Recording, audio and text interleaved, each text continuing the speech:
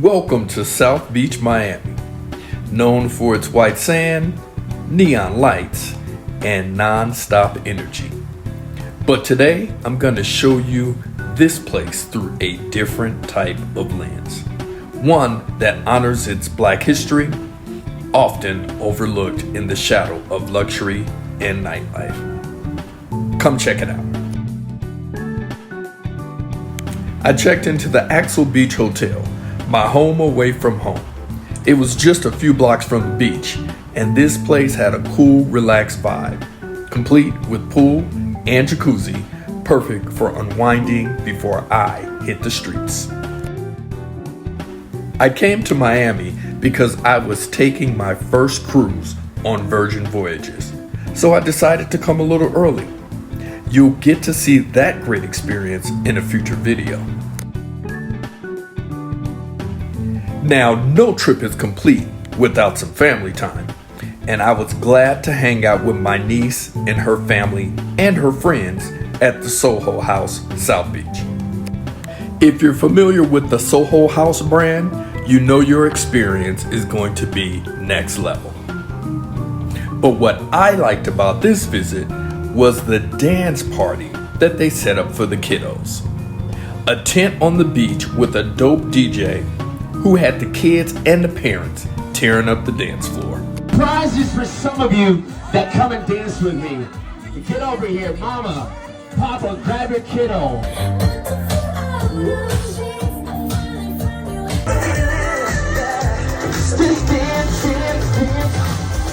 I'll tell you what, some of you look a little shy out there. We're just here to have a good time, y'all. Having a couple of libations with my niece's husband, and the day was off to an even better start. I got to Miami at a great time because Art Basil was in full swing. It's one of the biggest art events in the world.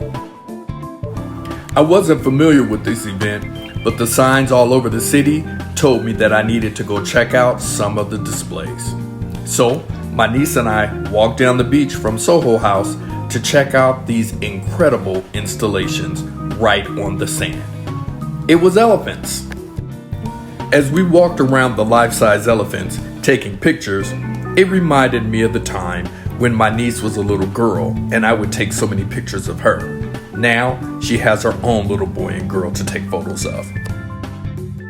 What I would later see that week and fall in love with was the work of Black artists taking center stage, reclaiming space in an industry that hasn't always been welcoming to us. Much, much more of that to come.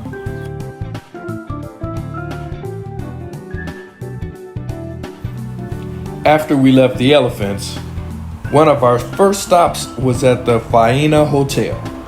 It's a place that blends art, fashion, and luxury like no other. I even got to meet Alan Fina himself, the stylish visionary behind it all, coming in from a beach stroll dressed with his signature red accents. Thanks to my nieces and nephews for sharing their city and showing me such an amazing time. Later that night, I took a walk through the neighborhood near my hotel.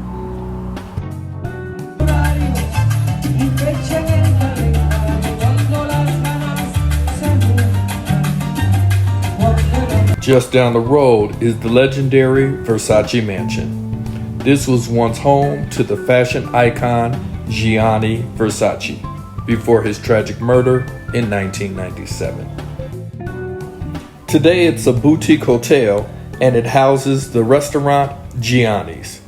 It remains a symbol of opulence, history, and the ever-evolving identity of South Beach.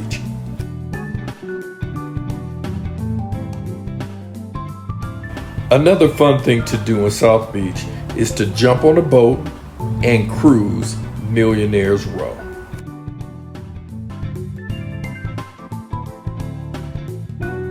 You get to see some of the most exclusive homes in Miami.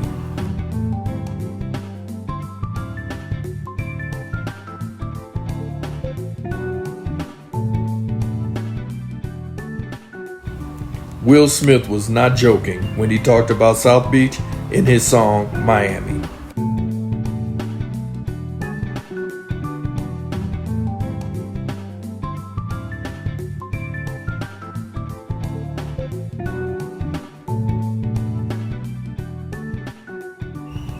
After seeing the playgrounds and yachts of the rich and famous, you get to cruise by Fisher Island. What most people don't know, and what the cruise did not mention, is Fisher Island was once owned by a black man, Dana Dorsey, Miami's first black millionaire. Through systemic racism and shady dealings, he was forced to sell Fisher Island. His resort for black people was never realized, and it was turned into the ultra-exclusive enclave that it is today. What a painful reminder of how wealth was stolen from the black community, and how certain powers are constantly at work trying to keep our history secret. We will not be silenced, and I believe a reckoning is coming. Now, South Beach may be what draws people to visit, but if you really want to understand Miami's diverse history and culture from the African diaspora, then Overtown is one of the areas you must visit.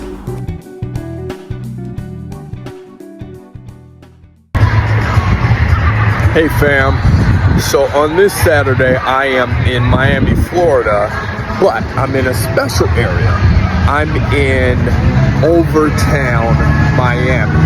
And basically, Overtown was an all-black community that through eminent domain, Miami took over to build a bunch of these.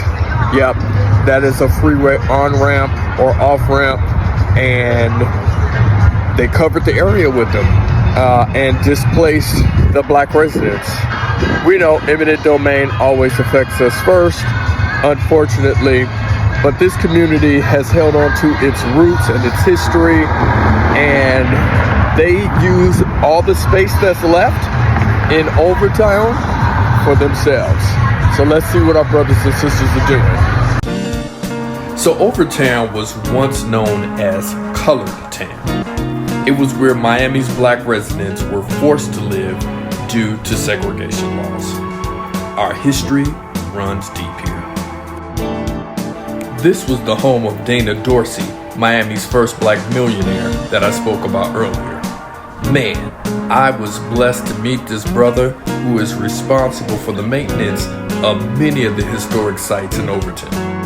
The Dorsey house was closed for preparation for Art Basil, but he let me take a peek since I was leaving in a few days. Come with me and see how these pioneers built wealth despite the odds. We like, man, that's a wrap, man. Okay. And they're doing the book.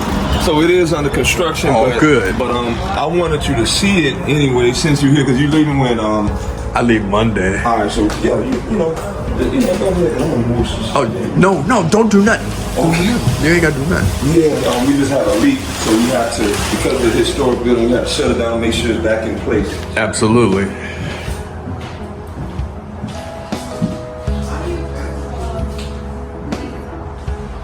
Yeah.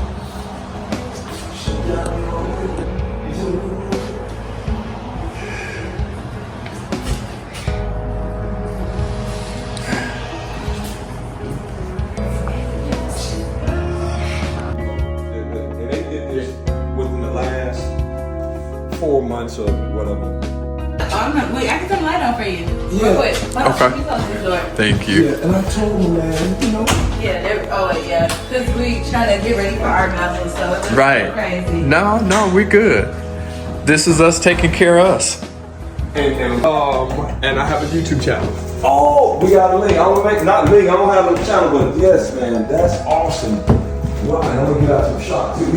Oh, this is James Baldwin right there. Yeah, this is the young man, Azizi. He did a lot of the art. Well, this is all his art. I love his art, though. He did James Baldwin. Okay. He did that Dana Dorsey photo down there, and he did this as well. Now hold me the clown. Yeah. This is part of our history. And if zoom in if you can. Just all of the, like, No, you good. like this, he used paper. I think this is the Quran or the lady's story. Really? Yeah.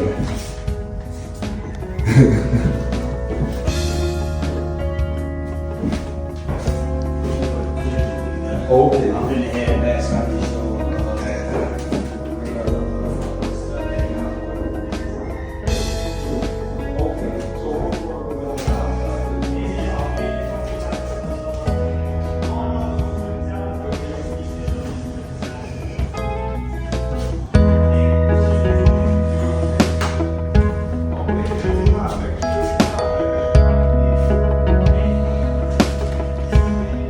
There are so many different elements of our beautiful Black history. It was hard for me to take it all in.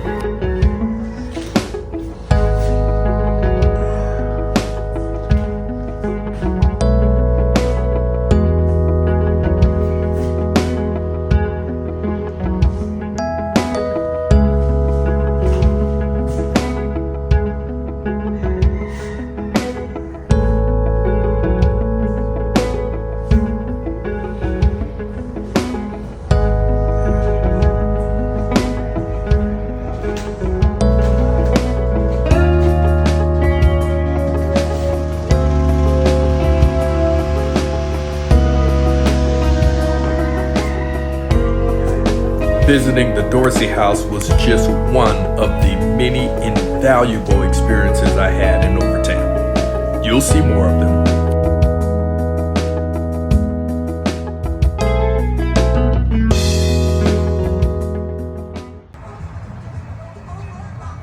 I walked across the street and caught a healthy cooking demonstration.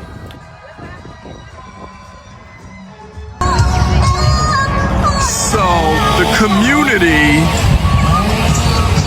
to my understanding, have ownership in this park. The community built this garden to feed itself. And I learned about Ethiopian greens versus our traditional collard greens. So this is their garden. That's just amazing. I love Black people. I love what we do.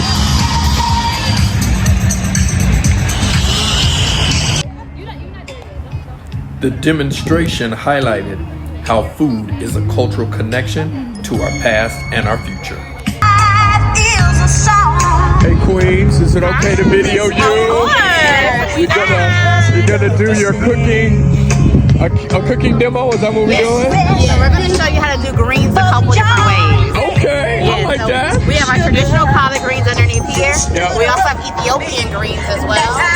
I've never heard of Ethiopian Yes, and greens. they're harvested right here. Really? And then we have did you have to go to the continent to get like the seeds or? I think that's probably how it started. Okay, gotcha. And then we have broccoli greens. So we all eat broccoli, but broccoli all has a green that's attached to it. So we keep that eat healthy using cultural food. Ashley. Ashley. And you are? And I'm Dime. Dime? Dime, D-O-M. Dime. Like it. Okay. I'm sorry, I'm Kevin. Hey. These two sisters offered this class as a commitment to preserving the community garden that we were standing in. It also hosts a free farmers market.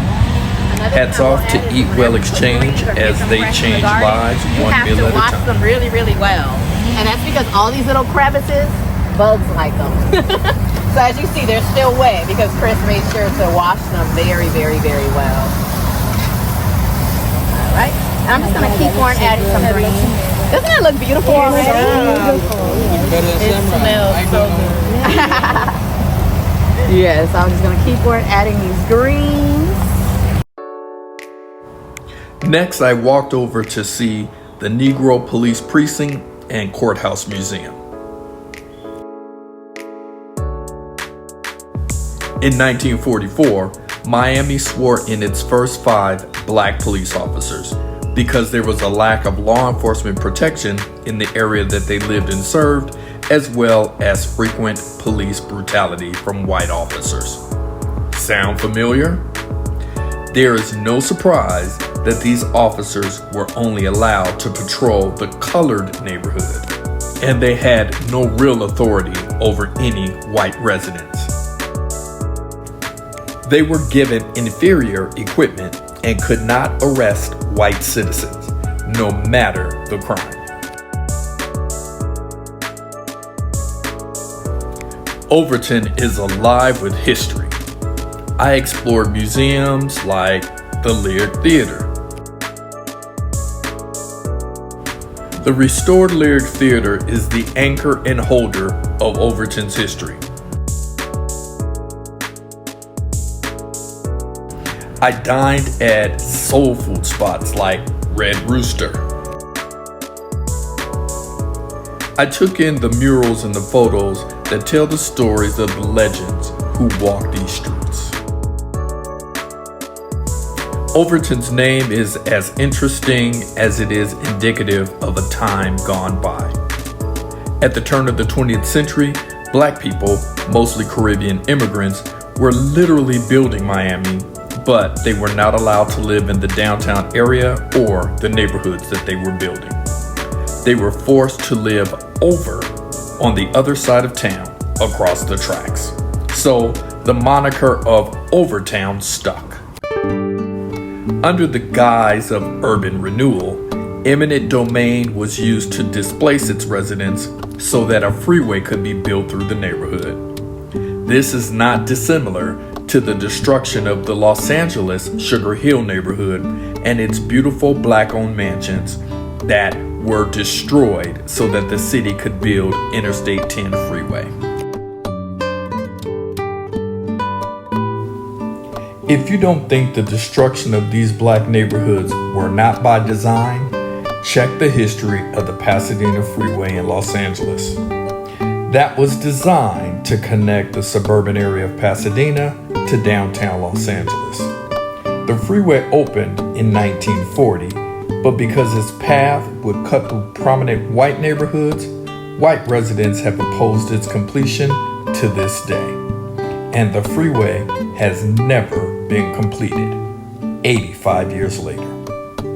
Unfortunately, the opposing voices of wealthier black residents did not hold the same level of influence and power that white residents in less affluent communities possessed.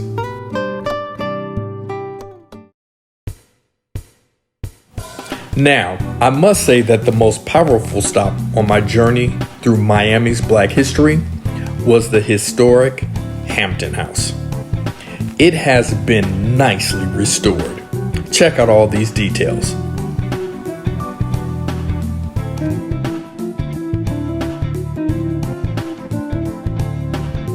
They were also preparing for Art Basel, so the museum was actually closed.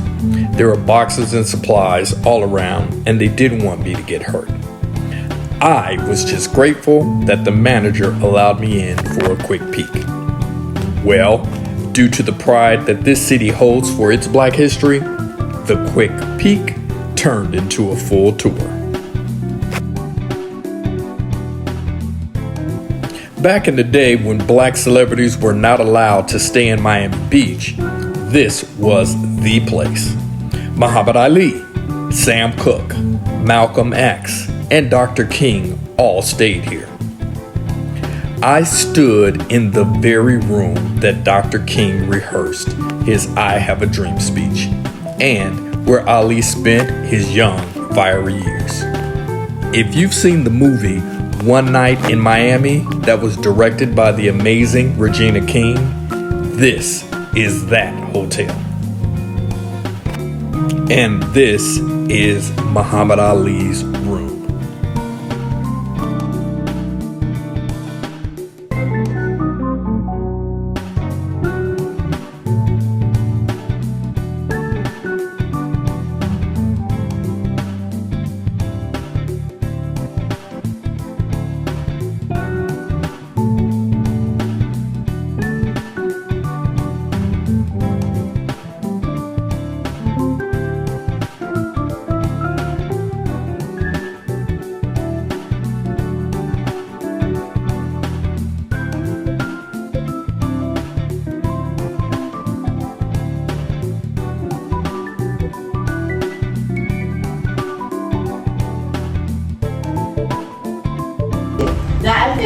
is one of the, I've never seen him not in a suit.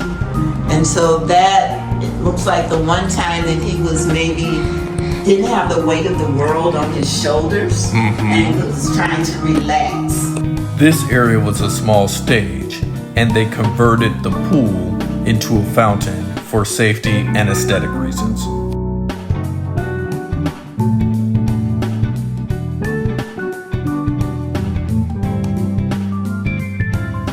What an amazing walk through our history. Thank you, historic Hampton House.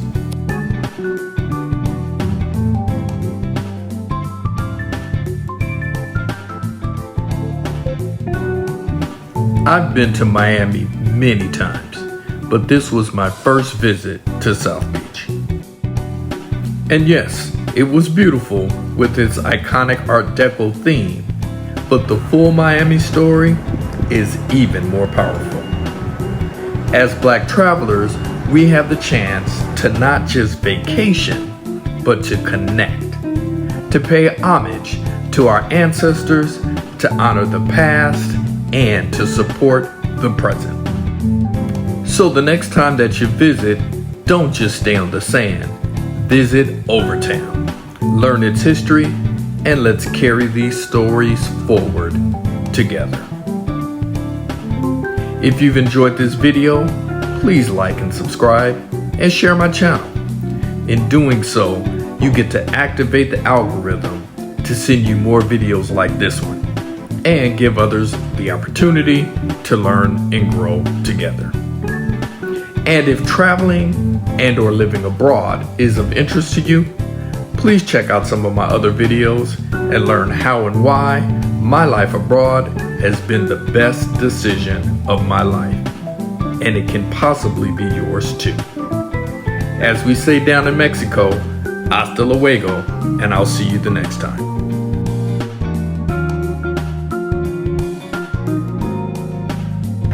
So if you saw the movie directed by Regina King called A Night in Miami, featuring Muhammad Ali and Malcolm X during the Ali listing fight, this is the place that they stayed. This is the historic Hampton House Hotel in Miami, Florida.